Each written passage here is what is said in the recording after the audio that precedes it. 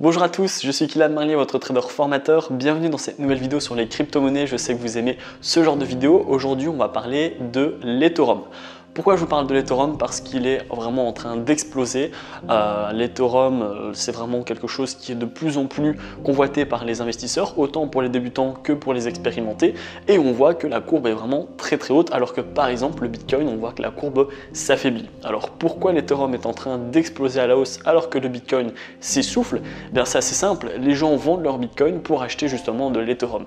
Maintenant, donc il y a beaucoup de gens qui voient l'Ethereum à 5000 $, 6000, 8000, même 10 000 $ cette année. La question maintenant, c'est de savoir si l'Ethereum pourrait toucher les 10 000 $. Alors oui, il va pouvoir les toucher. Maintenant, il faut deux conditions. La première condition, c'est qu'il va falloir des catalyseurs haussiers.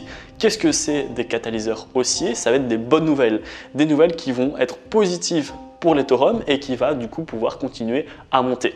Ça peut être des nouvelles donc, sur un journal, sur une annonce d'une banque, sur une annonce d'un investisseur. Ça peut être tout plein de types de bonnes nouvelles. On en a déjà eu plusieurs. Hein. Ça a été un tweet d'Elon Musk à une annonce d'une banque. Voilà, il y a plusieurs possibilités justement. Il y a plusieurs catalyseurs qui peuvent être haussiers sur l'Ethereum. Et donc à ce moment-là, eh bien, au plus on aura de bonnes nouvelles, au plus les gens vont s'intéresser sur l'Ethereum et donc au plus il va continuer à monter, arriver du coup à 4, 5, 6, 7, 8 jusqu'à 10 000 $.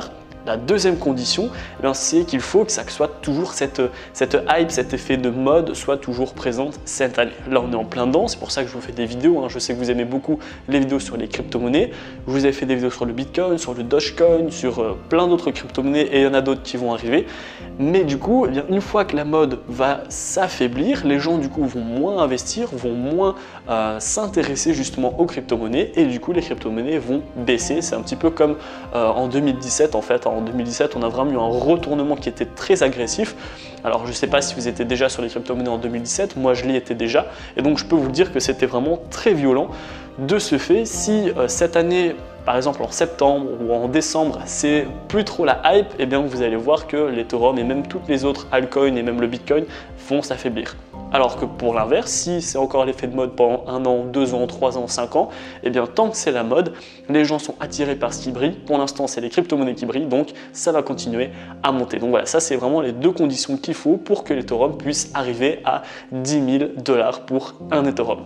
Maintenant, vous allez me dire comment je peux faire pour acheter de l'Ethereum. C'est super facile d'acheter de l'Ethereum. Pourquoi? Parce qu'il est sur toutes les plateformes en fait. C'est la deuxième crypto-monnaie avec la plus de capitalisation boursière. Donc la première c'est le Bitcoin et ensuite juste après le Bitcoin on a l'Ethereum. De ce fait que ça soit eToro, Binance, Coinbase, Crypto.com, vous avez énormément de supports en fait d'investissement et vous allez pouvoir acheter de l'Ethereum très facilement. Par exemple, il faut le Dogecoin, eh bien, il faut convertir des monnaies, etc. Donc c'est un peu plus compliqué. Alors que là, l'Ethereum, vous avez uniquement besoin de faire un dépôt, d'acheter et c'est terminé. Alors maintenant, l'Ethereum, à l'heure actuelle, donc, il tourne autour de 4000 $, 3008, 4002, puis ensuite il recorrige un petit peu à l'heure où je tourne cette vidéo. Maintenant, eh bien, quand on achète à 4000, si on a un objectif à 10 000, il y a encore la possibilité de faire x2, même un tout petit peu plus que x2. Donc les gens, on va vraiment arriver dans cette période où dès qu'il va corriger un petit peu, les gens vont vraiment se positionner pour justement profiter de ce x2. Pour acheter de l'Ethereum, je vous conseille de vous inscrire sur Binance ou sur Coinbase. Binance, c'est là où moi j'ai fait mes transactions, c'est là où j'avais acheté mon Dogecoin, c'est là où j'achète en fait toutes mes crypto-monnaies avant de les mettre sur ma clé de crypto-monnaie, donc sur mon ledger. Maintenant, Coinbase, c'est une très bonne plateforme également, donc voilà, que ce soit Binance ou Coinbase, en fonction de vos préférences, vous pouvez vous créer un compte. Ensuite, une fois que vous avez créé votre compte, vous cliquez du coup sur Ethereum et ensuite, eh bien, si vous avez déjà fait un dépôt, vous achetez plus ou moins d'Ethereum. Si vous n'avez pas encore fait de dépôt, eh bien, je vous invite à faire un dépôt, que ce soit sur Coinbase ou sur Binance, vous pouvez faire un dépôt par carte de crédit, comme ça c'est instantané, ou bien, vous pouvez faire un virement bancaire, c'est pas instantané, il va falloir attendre 3 à 4 jours. Pourquoi c'est dangereux de faire par virement bancaire? Parce que si vous voulez l'acheter maintenant parce que ça a corrigé, le virement bancaire prend 4-5 jours, du coup en 4-5 jours ça peut encore remonter très fortement et du coup vous aurez loupé le train. Donc voilà, ça peut être intéressant de faire par carte, comme ça vous savez que vous vous positionnez maintenant et que votre point d'entrée, eh bien, il est dans la journée, c'est quand même plus intéressant. Et donc une fois que vous avez déposé et crédité votre compte Binance ou Coinbase par carte de crédit, vous achetez de l'Ethereum. Dans tous les cas, ma capture d'écran à côté de moi va appuyer mes propos.